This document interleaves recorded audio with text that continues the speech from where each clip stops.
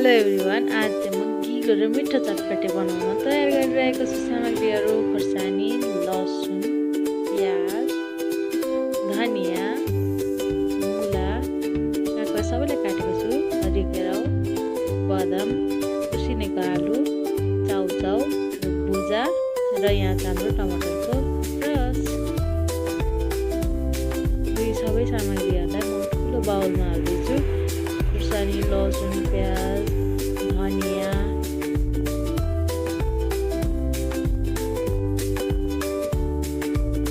काटेर राखेको मुला,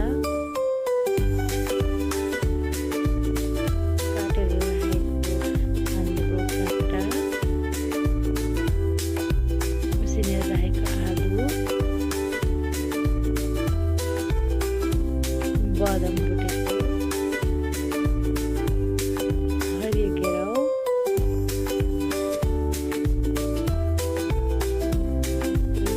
चाउचाउ।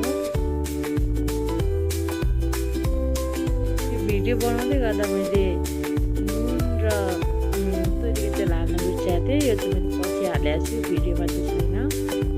अनि छ भुजा, लास्टमा चाहिँ टमाटरको रस हालेको छु। यो सबैलाई मिक्स